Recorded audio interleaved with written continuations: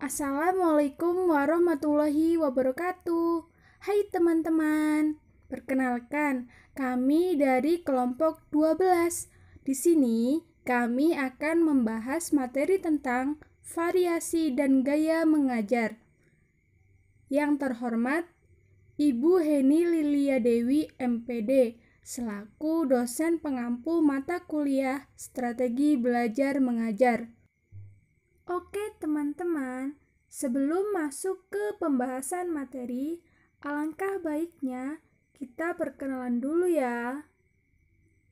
Kami dari kelompok 12 dengan anggota yang pertama Siti Latifah NIM 2620103, yang kedua Siti Khotimah Widianti dengan NIM 2620105, yang ketiga Arlifa Sari dengan NIM 2620109. Kita masuk ke pembahasan materi. Yang pertama, makna dan fungsi variasi mengajar.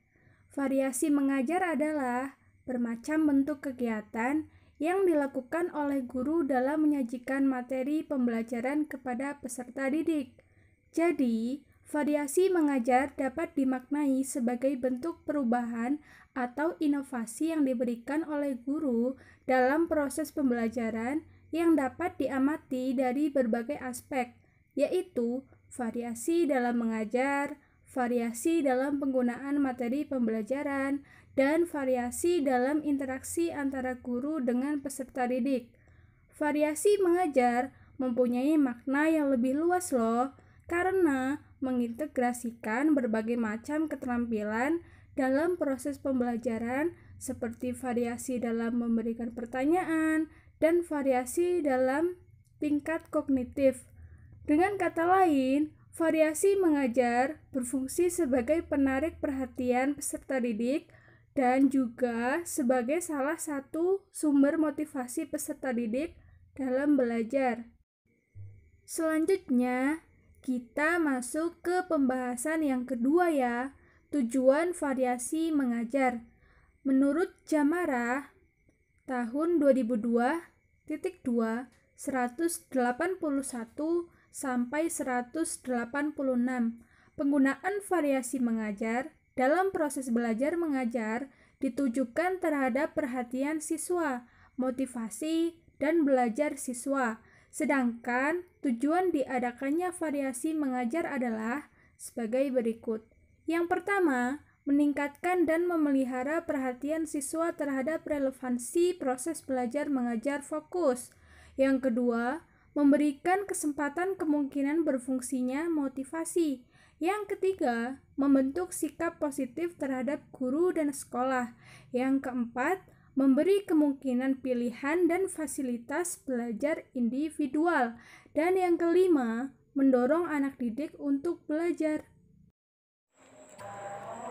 Menurut Zulaiha, tujuan dari mengadakan variasi dalam kegiatan pembelajaran adalah yang pertama, menghilangkan kebosanan siswa dalam belajar. Yang kedua, meningkatkan motivasi belajar siswa. Ketiga, mengembangkan keingintahuan siswa terhadap hal-hal yang baru. Keempat, melayani gaya belajar siswa yang beraneka ragam. 5. Meningkatkan keaktifan atau keterlibatan siswa dalam proses pembelajaran. Keenam, membentuk sikap positif terhadap guru dan sekolah. 7. Meningkatkan dan memelihara perhatian siswa terhadap relevansi proses belajar mengajar. 8. Memberi pilihan dan fasilitas dalam belajar individual.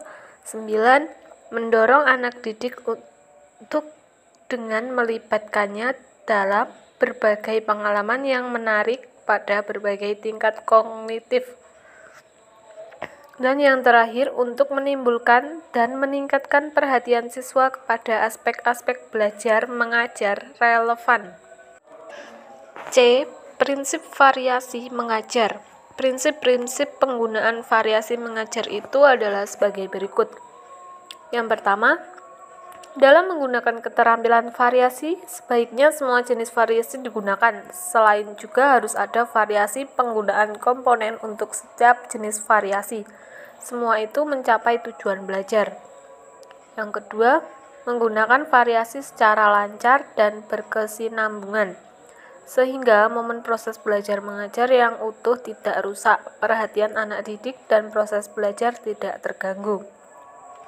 Yang ketiga, penggunaan komponen variasi harus benar-benar terstruktur dan direncanakan oleh pendidik. Karena itu memerlukan penggunaan yang luas, spontan, sesuai dengan umpan balik yang diterima dari peserta didik. Biasanya bentuk umpan balik ada dua, yaitu umpan balik tingkah laku yang menyangkut perhatian dan keterlibatan peserta didik, dan umpan balik informasi tentang pengetahuan dan pelajaran. Pengertian gaya mengajar. Menurut Usher Usman, gaya mengajar adalah suatu kegiatan guru dalam konteks proses interaksi belajar mengajar yang ditunjukkan untuk mengatasi kebosanan murid. Kemudian menurut Syekh Minan Zaini dalam buku Abu Ahmadi mengatakan gaya mengajar adalah gaya atau tindak tanduk guru sebagai pernyataan kepribadian dalam menyampaikan bahan pelajarannya kepada siswa. Dari definisi tersebut dapat ditarik kesimpulan bahwa gaya mengajar adalah pengubah tingkah laku, sikap, dan perbuatan guru dalam konteks pembelajaran yang bertujuan untuk mengatasi kebosanan siswa sehingga siswa memiliki minat belajar yang tinggi terhadap pelajarannya. Dan ini bisa dibuktikan melalui ketekunan, antusiasme, keaktifan mereka dalam belajar dan mengikuti pelajarannya di kelas. Selanjutnya, macam-macam gaya mengajar. Gaya mengajar yang perlu diterapkan dalam proses belajar mengajar sebaiknya bersifat variatif, inovatif, serta mudah diterima oleh siswa. Dan pada setiap guru memiliki keberbedaan cara dalam penyampaian materi. Sehingga, gaya mengajar guru dalam penyampaian materi terbagi menjadi 4 macam, yaitu sebagai berikut. Yang pertama, ada gaya mengajar klasik. Pada gaya mengajar klasik, guru sangat dominan terhadap pembelajaran yang diadakan guru. Dan guru dengan gaya mengajar klasik masih menerapkan konsepsi sebagai satu-satunya cara belajar dengan berbagai konsekuensi yang diterimanya. Pada pendidikan klasik ini lebih menekankan guru sebagai model, sehingga siswa dituntut untuk bisa seperti gurunya atau meniru semua apa yang ada pada guru. Yang kedua, gaya mengajar teknologis. Gaya mengajar ini mengisyaratkan seorang guru untuk berpegangan pada berbagai sumber media yang tersedia, atau dengan kata lain, bahwa sumber belajar bukan hanya berpusat pada guru saja, namun pada yang lainnya. Sumber pembelajaran yang dapat digunakan guru berupa perangkat hardware seperti mesin, TV, dan sebagainya. Yang ketiga, gaya mengajar personalisasi. Gaya mengajar ini merupakan pengajaran yang berpusat pada anak didik atau siswa, yang mana pada pengajar ini berlandaskan bahwa anak harus bebas dalam perkembangannya.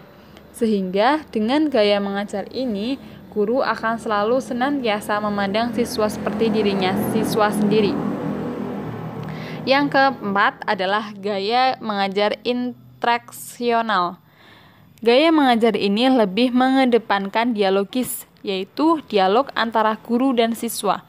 Siswa dengan siswa sebagai bentuk interaksi dalam pembelajaran, dengan artian mereka sama-sama menjadi subjek dalam pembelajaran dan tidak ada yang dianggap baik atau sebaliknya. Dasar pandangan pengajaran interaksional adalah bahwa hasil belajar diperoleh melalui interaksi antara guru dan siswa, siswa dengan siswa lain, juga interaksi antar siswa dengan bahan yang dipelajari, serta antara pikiran siswa dengan kehidupan. Oke, sudah selesai atas pemaparan materinya. Terima kasih. Mohon maaf apabila ada tutur kata yang tidak berkenan. Wassalamualaikum warahmatullahi wabarakatuh.